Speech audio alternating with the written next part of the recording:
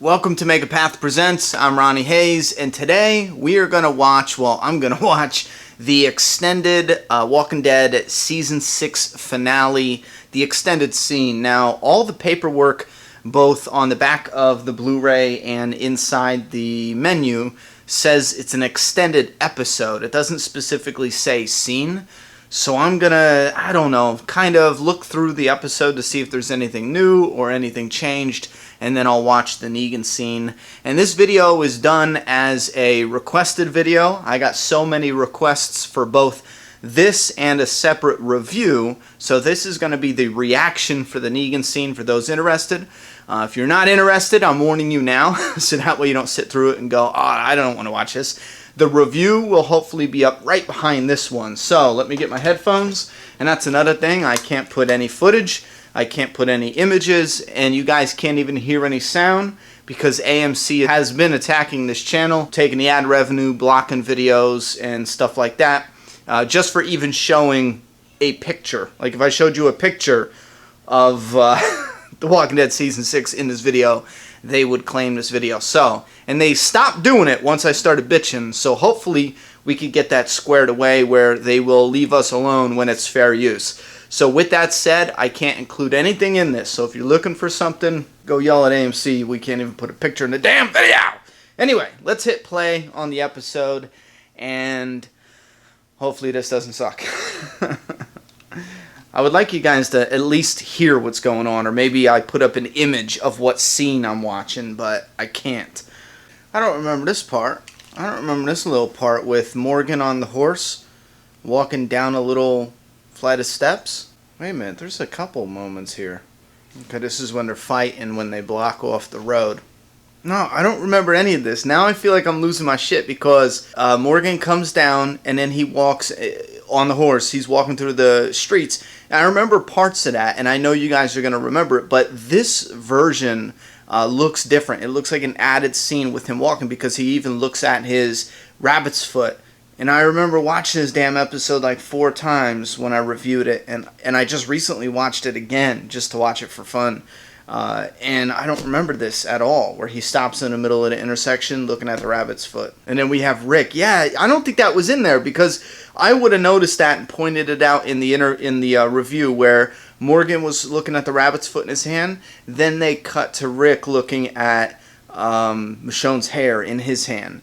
And, just that alone, I would have tried to point out some symbolism because it was literally transition from Morgan to Rick, and it's 2 totally different feelings, each character. One character is, holding that lucky rabbit's foot, and he's hoping, you know what I mean? There's hope there, or there's like a goodness there. With Rick, there's worry, there's dread, there's fear, because someone he loves has been taken. So I would have definitely talked about that in a review, so I think that's new. Yeah, because now we go to the normal Morgan footage that I remember clearly from the actual episode. One more thing I want to point out real quick. I know a lot of people like to look at the point of view as a hint to who died. And again, I still stand by it's not. It's just used to start the episode off with a point of view and end it with a point of view. Now, I could be totally wrong, but everything seems to fit, that idea, or as if from their perspective, the filmmaker's perspective, because when we see them breathing and moaning and we see a little bit of images from the holes that are in the truck, it is implied that this is actually taking place, when Negan and the Saviors have Rick and them surrounded. So when we start episode 16 and we see the point of view, the episode starts with Rick Grimes and gang on their knees just getting captured by Negan and them, because you hear one guy say something about weapons. So Rick and them just got there. So we begin the season finale with Rick and technically with Rick and gang already surrounded by the Saviors. And then throughout the episode, we see a couple more points of view. We hear the one guy clearly say, yeah, it's yours, talking to Carl when he has his gun. Remember when Stephen Ogg's character, I believe it is? You can hear it, especially with headphones, if you put them on, you can hear it. So all throughout the episode, it has the point of view utilized as a transition, as a cut between scenes. It makes it flow a little better. Instead of jumping from this to this with the same group, you can throw in a point of view. So it's used in that way. Plus, I also think it bookends the episode, and that's it. And that's all I wanted to say, but continue on. I think we're almost there.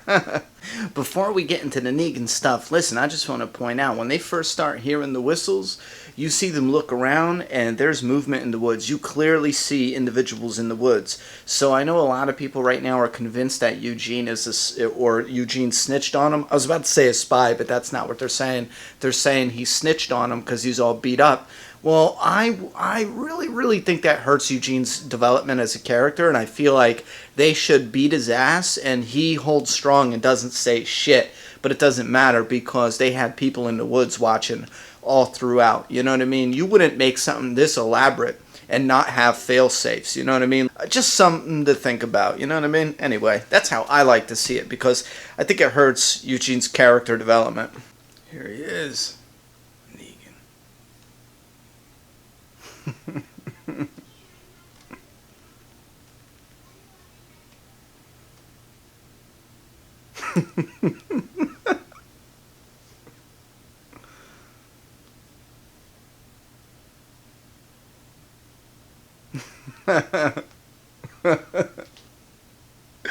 Yeah.